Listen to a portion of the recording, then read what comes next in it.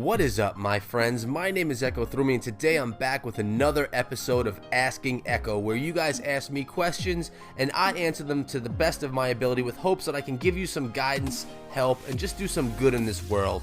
So today I have two questions for you. One is very casual that we're going to start out with, and then we dig deep into the root of somebody's issues with our second question. Before I get into those, guys, I want to take a second. Thank you all for coming down to the channel. I really do appreciate it. We're going to have some gameplay that we're watching from my fellow clanmates as I discuss, so you have something good to look at over these questions. So the first question comes from Warmasters Inc. himself, and he says, what made me decide to do YouTube, and what are some of my favorite games? Well, YouTube. As many of you guys already know, I was a website owner for about 5 years before I got myself onto YouTube. I did a lot of different stuff on the web, and I always believed that video was the way to people's hearts. People don't want to read too much anymore, so I always thought that video was just important. And plus, running a website was a lot of work, a lot of maintenance, a lot of security. So after I sold my second website, I decided I was just going to do YouTube videos, and I'll tell you the truth. I have so much more interaction with people, so much more positive feeling from doing YouTube than I ever did from owning blogs. So my decision turned out to be a positive one, and I'm happy that I did it. So that's what got me on YouTube in the first place. And my favorite games, I guess it depends on platforms. Obviously, my favorite games are Clash of Clans and Clash Royale. That's why this channel is based on that. But I used to be an Xbox gamer. My favorite games there were Call of Duty, Gears of War 1, and Halo 3. Those are my probably three favorite games outside of Clash of Clans and Clash Royale. So that's the answer to our first question. And now the rest of this episode is going to be based on the second question. It wasn't really a question. I'm actually not even going to share with you who it was from, or because they asked for it to just kind of be anonymous, and it was more of a discussion I had with this person than an actual question, straight at me. So basically, this person is dealing with a grandparent dying, their parents always fighting, and their friends are turning on them. And the issue that this person is having is I think that they're really struggling with some depression. They're having a hard time finding their way in their life because of all of these outside issues. So what I'm basically going to discuss now, guys, is how to handle something like that, or at least my suggestions for handling something like that. And it comes down to the power of positivity. You guys, you can't control death. If you're gonna have people that pass on you in your life, grandparents, parents, hopefully not anyone that's any younger, like siblings or cousins or younger people. I mean, death is a horrible thing. It's so hard to see somebody in your family die, even if they're a grandparent who's 90 years old and lived a beautiful long life. It's difficult to see someone die. I can't imagine it being someone even younger, but there's nothing that you can do about it. What you need to do with death is really spend time with that person and spend each moment of that person's life with them, letting them know that you're there for them, that you love them, and that you don't want them dying without them knowing how you really felt about them, that you were an important person in their life and that they were an important person in your life. So you want to take all of those moments and kind of don't waste them. You really want to just let that person know how you feel while they're still with you. And so that's part one. Parents fighting. I mean, I've mentioned it before in one of my last episodes that my parents fought a lot too, and they ended up getting divorced. And again, as a child, and as having your parents fight, there's nothing that you could do about that. Parents are going to fight because of stress, because they just don't get along with each other, possibly. Whatever it may be that your parents are fighting about, there's not much that you can do about it. As a child of your parents, oftentimes they'll try and shelter you from this type of issue or from these fights. But if they're not sheltering you from it, I mean, that's a shame on them in the first place. If you are a parent and watching this like myself, you really want to try to not have your arguments and your fights in front of your children. I mean, all people fight. All in relationships, we all fight. I fight with my wife, but I try to keep those fights away from my child because that's not a positive thing for that person to see. So that's a little side tip there for you parents. I wouldn't even call it a tip. It's just something that you should know.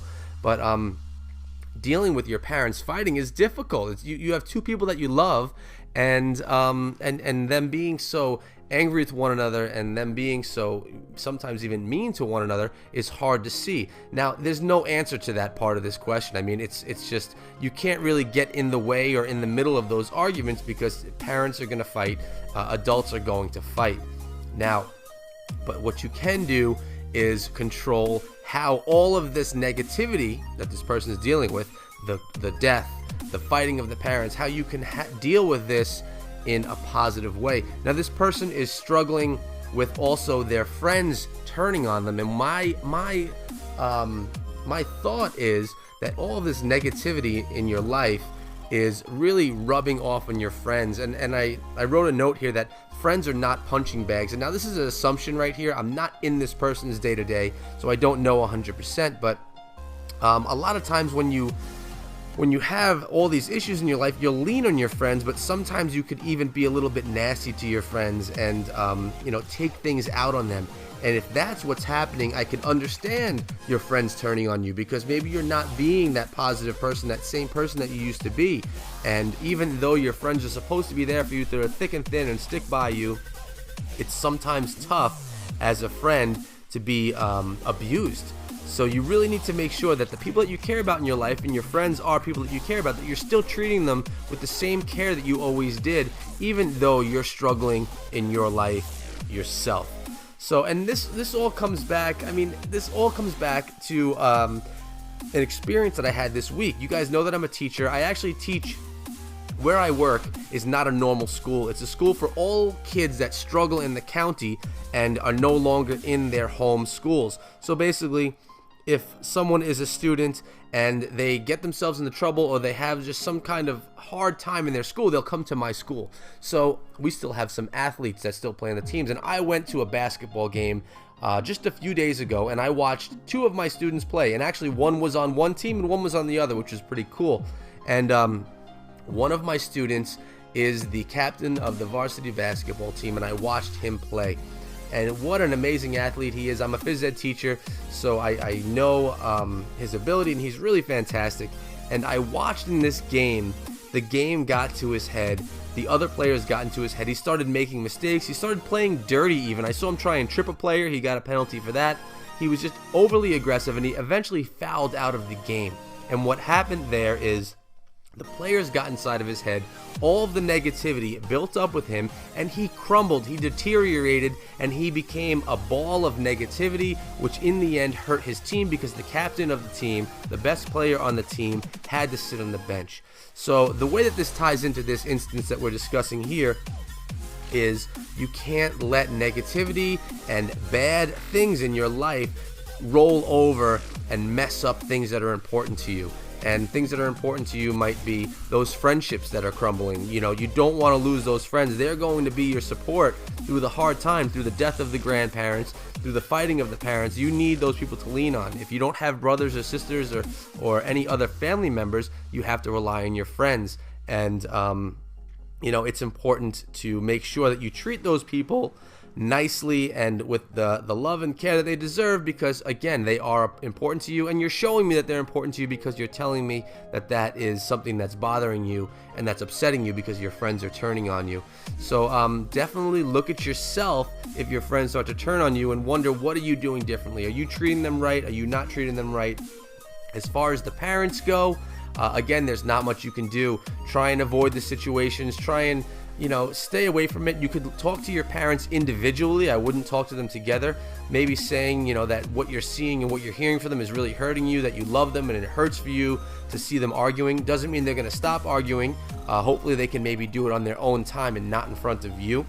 And, I would hope that your parents would respect that, you coming to them as an adult and talking to them about the issue that way. And as far as the grandparent, spend time with that person. Let them know that you love them, and that they'll always be with you, whether they're here with Earth or whether they're somewhere else. And that's the tips for the day, guys.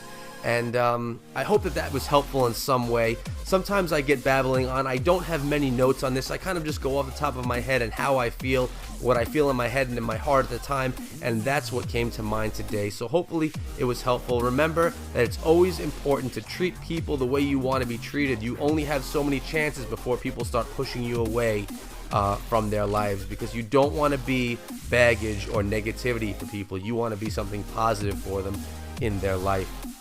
So that has been this episode of Asking Echo, my friends. If you want to share your questions or ask me your questions, you can do it in multiple ways. You can comment on any of the Asking Echo videos.